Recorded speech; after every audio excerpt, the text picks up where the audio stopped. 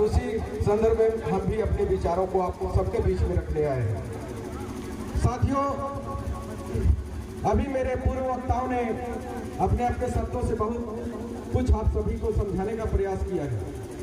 साथियों, जब से बहुजन समाज पार्टी और गोंडवाना गणतंत्र पार्टी का गठबंधन हुआ है, तब से इनके पेट में दर्द होना शुरू हो गया। साथियों, इन्हें मालूम नहीं था कि ऐसा भी कभी हो सकता है। ये तो घमंड में थे कि हम लड़ते हैं और ये भी लड़ते हैं, लेकिन जीत हम दोनों में से एक का ही होता है।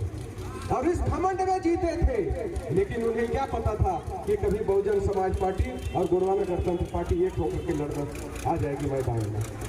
आज साथियों, ये लोग जगह जगह अपना अपना विकास गिनाने का बात कर रहे हैं, विकास का गंगा बहाने की बात कर रहे हैं। सभी अभी भी आए हैं, यदि वो वाकई में इस क्षेत्र का विकास किए हैं, इस क्षेत्र का में विकास का गंगा बहाए हैं, तो अभी चिल्लाने की जरूरत नहीं पड़ता, आपका पैर पड़ने की जरूरत नहीं पड़ता। वो खुद ब खुद जनता उनको चुन करके फिर से भेज देती। लेकिन साथियों, मैं आप लोगों को बताना चाहता हूं, अभी दारू, कंबल, चद्दर, पैसा लेकर के लोग घूम रहे हैं। इसलिए घूम रहे हैं कि आज आपको थोड़े चंद पैसों में खरीद करके आपको 5 साल पूरा बेचने का काम करेंगे। साथियों, तो आज का जनता जाग चुका है, आज का जनता जाग चुका है।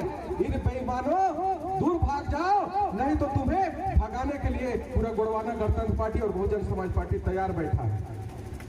साथियों, आप लोग देखे होंगे, अभी सुनते होंगे, जगह जगह आएंगे आप सबके घरों में, आप सब माताओं बहनों को उसी गली खोर के देखेंगे कि इस मोहल्ले का मुखिया कौन है। मुखिया को पकड़ करके उसे चंद पैसा रुपया दे करके और बोलेंगे पूरे मोहल्ले को आप इकट्ठा करो और मोहल्ले का वोट को बेचने का काम करो। साथियों, ये व्यापारी है, ये हमेशा हमें खरीदने और बेचने का काम करते हैं, लेकिन सभी से आप सभी को सावधान होने की जरूरत है। साथियों, ये कभी नहीं चाहेंगे कि आपका भला हो। ये यदि आपका भलाई चाहते तो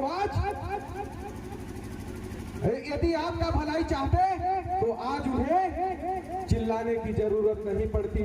जनता क्या मांगती है? जनता विकास मांगती है, जनता अपना सुरक्षा मांगती है। देखिए, आज जहां कहीं भी यदि वो वहां से आई है, रेणुका दीदी जी वहां बोलती है कि कोरिया भरतपुर सोढ़त मेरा मायका है, तो साथियों, क्या इस मायका में आने से पहले उन्होंने पूछा अपने भाई बहनों, पिताओं से, माता पिता लोगों से आदेश लिया क्या? यहाँ के लोगों का जायजा लिया क्या कि मैं यहाँ आ रहे हैं चुनाव लड़ने, तो मुझे आप लोग चुनेंगे कि नहीं? साथियों, वो अभी केंद्र में मंत्री है, वो आदिवासी विकास प्राधिकरण की मंत्री है, तो आदिवासियों के ऊपर अन्याय अत्याचार हो रहा है, तो कितना सड़कों पर आकर के संघर्ष कर रही है, कितने लोगों को आदेशित कर रही है कि इन्हें जेल में डाला जाए, इनको कड़ी से कड़ी सजा दी जाए। कभी उन्होंने किया क्या? अभी सीधी में देखिए, एक आदिवासी युवक के ऊपर खुलेआम पेशाब किया गया। ये सोशल मीडिया ही है जो आप सभी को देखने सुनने को मिला। तो क्या वो रेणुका दीदी मर गई थी? क्या उस आदिवासी को न्याय नहीं दिला सकती थी? लेकिन नहीं, जब बहुजन समाज पार्टी और गोंडवाना गणतंत्र पार्टी आकर के रोड पे संघर्ष करने का काम किया, तब जाकर के उसके ऊपर कानूनी धारा लागू हुआ, उसे जेल में डाला गया और बहन जी के एक ट्वीट से उसके घर पे बुलडोजर चलाया गया। साथियों, तो आप सभी को भी समझना होगा कि हमारा नेता कौन है, हमारे लिए लड़ता कौन है। ये देखिए, वो कभी आपके लिए लड़ने के लिए नहीं आएंगे।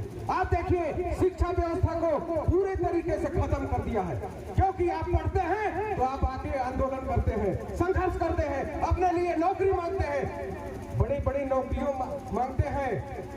आज देखिए, शिक्षा स्तर कितना गिरा हुआ है। आज भी बैकलॉग भर्ती 60% पूरे भारत में बचा हुआ है। साथियों, क्या हमारी जनसंख्या खत्म है? या हम यहाँ पर पढ़ लिख करके नौकरी लायक नहीं है? लेकिन वो कभी नहीं चाहते हैं कि आपका विकास हो। आपका विकास यदि चाहते तो आज आके चिल्लाना नहीं पड़ता उन्हें। 2 महिलाओं के साथ मणिपुर में खुलेआम उनके साथ दरिंदगी हुआ, तो क्या ये रेणुका सिंह मर गई थी क्या? वो आकर के क्यों नहीं आके आंदोलन, धरना प्रदर्शन किया और आगे आदेश क्यों नहीं किया कि उन्हें पूरी तरीके से उन्हें सजा दी जाए, उन्हें फांसी दी जाए? साथियों, ऐसा ऐसा ये लोगों का रणनीति है। अभी देखिए, मैं जनकपुर में था, अभी 6-7 दिन के बाद वापस आया हूँ। जनकपुर में उसी रेणुका दीदी का भाषण चल रहा था। उन्होंने कहा मोदी जी एक बहुत बड़ा ईमानदार नेता है। मैं सौभाग्यशाली हूँ कि उनके साथ मुझे काम करने का मौका मिला है। मैं भी बोला बहुत अच्छा, आप तो इतना सौभाग्यशाली है ही, क्योंकि आदिवासियों को उनके इज्जत सम्मान का दांव में लगा करके आप कुर्सी में बैठने का जो आनंद ले रही हैं दीदी, कभी उनके बारे में झांक करके देखो, उनके गिरबानों को झांक करके देखो, सब समझ में आएगा। वो वही ईमानदार नेता मोदी जी को जिन्होंने बताई, वो मोदी रेल बेच दिए, सेल बेच दिए, सारा कुछ बेच दे रहे हैं। अब धीरे धीरे शिक्षा को भी बेच दे रहे हैं। न आपके बच्चे पढ़ेंगे, न रोड में आके लड़ेंगे, न अपने हक अधिकार के लिए आंदोलन करेंगे। क्यों साथियों, मैं गलत बोल रहा हूँ क्या? ये आप लोगों को समझना पड़ेगा, और जब तक आप समझेंगे नहीं, ये लोग आपको हमेशा एक वोट देने का मशीन बना लिया है, एक वस्तु बना लिया है।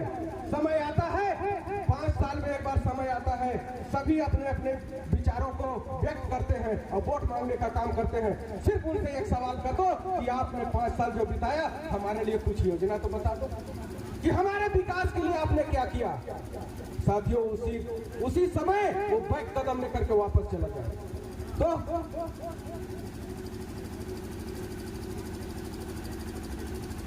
साथियों, आप लोगों को एक चीज बता देना चाहता हूं कि यहाँ पर हमारे कई आदिवासी भाई हैं, जिसमें एक चेरवा समाज भी आता है। और साथियों, आप लोगों को एक चीज बता देना चाहता हूं कि इसी चेरवा समाज ने पिछले 2018 के चुनाव के लिए इन्होंने कांग्रेस से गुहार लगाई, बीजेपी से गुहार लगाई, लेकिन उनका कोई नहीं सुना।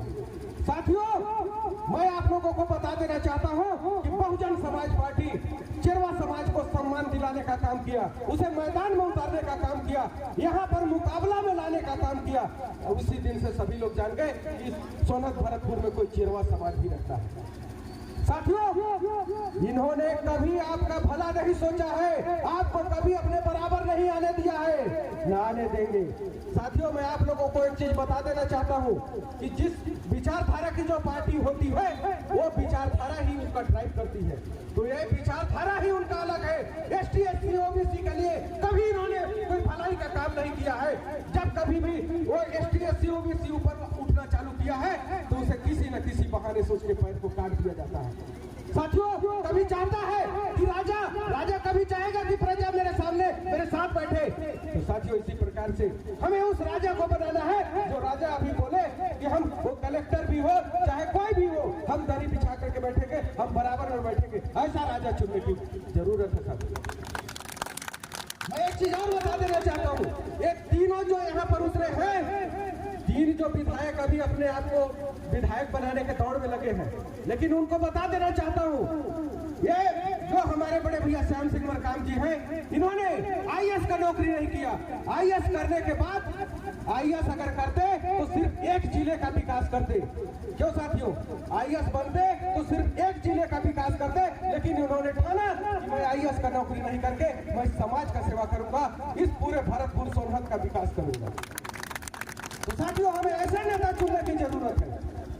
आप लोग जब भी देखेंगे तो ये अपना एजेंडा पेश कर रहे हैं कि हमने तो स्कूल बना दिया, एकलव्य खोल दिया, तो यहाँ पर आत्मानंद स्कूल बना दिया। मैं बोला भाइयों, उस स्कूल बनाने से पहले उसमें शिक्षक भी ला देते।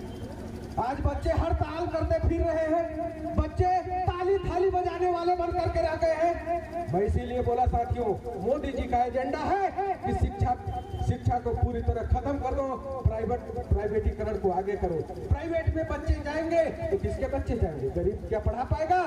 गरीब का बच्चा पहले जैसे, आज आजादी से पहले, हमारे भारत का संविधान बनने से पहले जिस प्रकार से रोड में, सड़कों में, गलियों में खेलता था, उसी प्रकार से आज फिर से बनाने का इनका प्लानिंग चल रहा है। साथियों, आप सभी को एक ईमानदार और सच्चा और इस गरीब जनता और हमारे बीच के व्यक्ति को यहाँ नहीं, रायपुर, दिल्ली, सभी जगह हमें भेजना पड़ेगा। साथियों, तो साथियों, आप सभी से मेरा एक बहुत विनम्र अपील है, बहुत सुनहरा अवसर है कि ये अंबर नीला है, अंबर नीला समंदर नीला, अंबर नीला समंदर नीला, नीली हमारी निशानी है, अंबर से ऊंचा समंदर से गहरा। बाबा हीरा सिंह दादा और कांसी राम साहब की कहानी। जब प्रकृति ही हमें मिला दिया, आसमान नीला है, अभी देखेंगे पूरा धरती पीला नजर आएगा। जैसे बताए धान भी पीला होगा, सरसों भी पीला होगा, पर्वत भी पीला होगा। तो साथियों क्या इनका पतलूब गीला नहीं होगा? चलिए साथियों, इसी के साथ मैं अपने वाणी को यहीं पर विराम देता हूं और आप सभी से अपील करता हूं कि आने वाले समय में सही प्रत्याशी को और सही जगह पर अपना मत दे करके बड़े भैया श्याम सिंह मरकाम जी को और आरी छाप में निशान लगा करके भारी से विजय बनाए। गणतंत्र पार्टी जिंदाबाद जिंदाबाद।